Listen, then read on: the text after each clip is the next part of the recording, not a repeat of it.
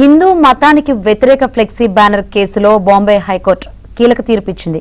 యూపీకి చెందిన గ్యాంగ్స్టర్ అతీక్ అహ్మద్ హత్యను ఖండిస్తూ ఒక మతాన్ని దూషిస్తూ బ్యానర్పై అసభ్య పదజాలం వాడడంపై తీవ్ర ఆగ్రహం వ్యక్తం చేసింది.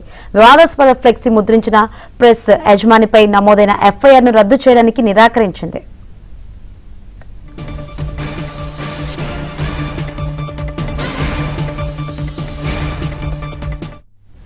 హిందూ మతానికి వ్యతిరేక ఫ్లెక్సీ బ్యానర్ కేసులో బాంబే హైకోర్టు కీలక తీర్పు ఇచ్చింది.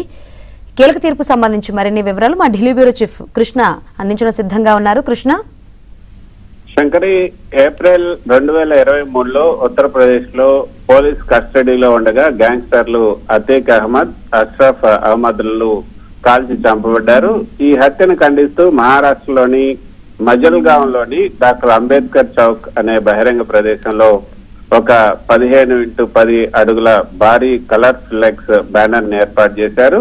ఆ బ్యానర్ పై రాసినటువంటి వివాదాస్పద సమాచారంలో అతీక్ హత్యను ప్రజాస్వామ్య మరణంగా పేర్కొంటూ హిందూ సమాజాన్ని లక్ష్యంగా చేసుకొని అసభ్యకరమైనటువంటి అవమానకరమైనటువంటి పదాలను ఉపయోగించారు.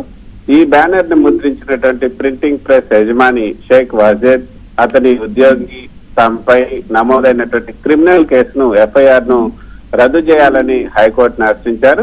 తాము కేవలం ఇతరులు చెప్పినందువల్లే తాము ప్రింట్ చేసి డిస్ప్లే చేశాం, ఇందులో తమకు ఎలాంటి దురుద్దేశం లేదని సుప్రీంకోర్టు గత తీర్పులను ఉటంకిస్తూ వాదించారు.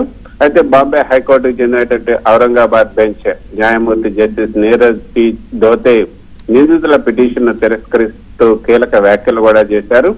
బ్యానర్ పై ఉన్నటువంటి టెక్స్ట్ ను నిశ్చితంగా పరిశీలిస్తే అక్కడ ఒక నిర్దిష్ట మత ప్రస్తావన ఉంది. అదేవిధంగా ఆ మతాన్ని ఉద్దేశించి అత్యంత అసభ్యకరమైనటువంటి పదాలను ఉపయోగించారు. ఈ రెండు మతాల మధ్య శత్రుత్వాన్ని, విద్వేషాన్ని పెంచే విధంగా ఈ బ్యానర్ ఉందని ప్రాథమిక ఆధారాలు స్పష్టం చేస్తున్నాయి. కాబట్టి తాము కేవలం ప్రింట్ మాత్రమే చేశామన్న నిందితుల వాదనను కోర్టు తోసిపుచ్చింది.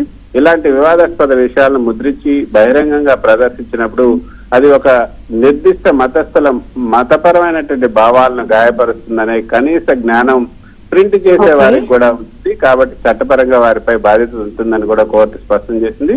కాబట్టి వారి ఎఫ్ఐఆర్, ఈ కేసులో ఎఫ్ఐఆర్ రద్దు చేయడానికి కోర్టు నిరాకరించింది. Thank you Krishna.